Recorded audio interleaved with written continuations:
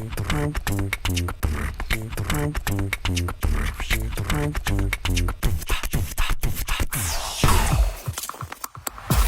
the One Mic Show tonight joins family and friends and dedicates this episode to celebrating Otieno's beautiful life that was cut short unexpectedly.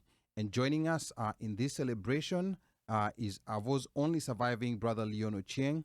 Also with us is our longtime family friend, Evangelist JUDY OYUYO.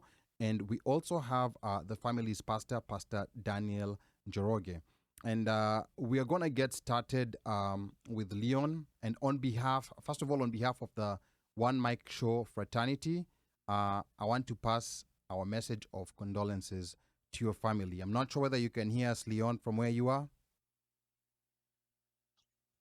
Okay, Leon, can you hear us?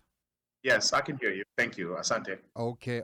Thank you so much for joining us in this very trying moment. Now, before we proceed, how are you coping? I mean, this is very difficult. I can't even begin imagining how you're feeling. But how are you coping so far, Leon? First of all, thank you very much for having me here today. Under the circumstances, I'm sure no one would want to be in, and I wouldn't want anyone to be in. It is difficult.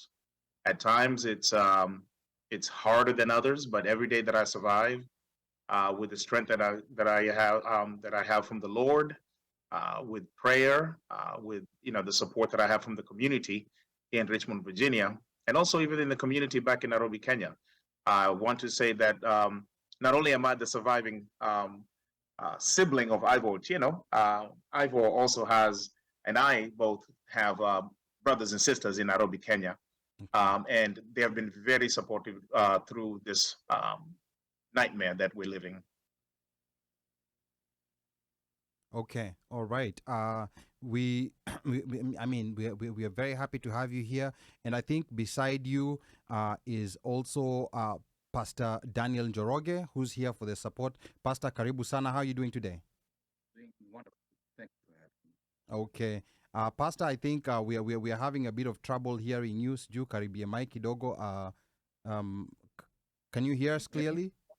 Can you hear me? Okay, just give me 1 second. Just speak a little bit louder. Yes. Can you hear me? Yes, now we can hear you loud and clear.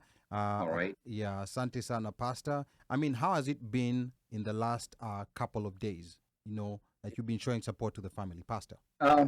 I try as much as I can to go and visit, but I can tell you that the wounds that are inflicted, they are very open and very sore. And so it's a very sensitive time, and we need as a community to make sure that wherever we are, whether in America or back home in Kenya, we cover them in prayers, because that is the most important thing that they need.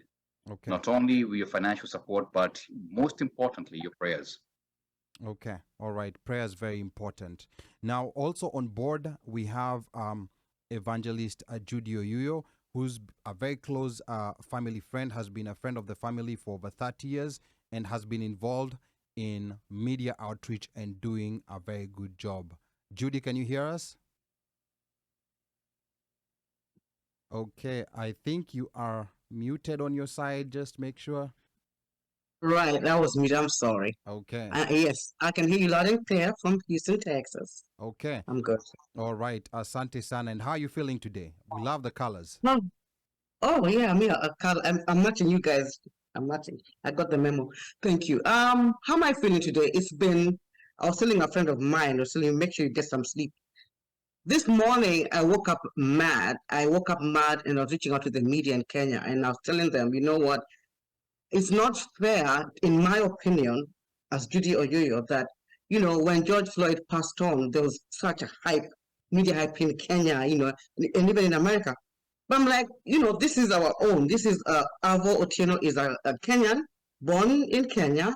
Of course, I live in America. I mean, what gives? You can't tell me Mandamano is, no. I just feel like there are 8 times more people charged in the death of Leon Irvo Otieno than George Floyd, only 2. So I don't know, there's an uproar. How am I feeling? I'm charged. I'm very charged, but I have a lot of faith in God that, justice is going to be served to the fullest order.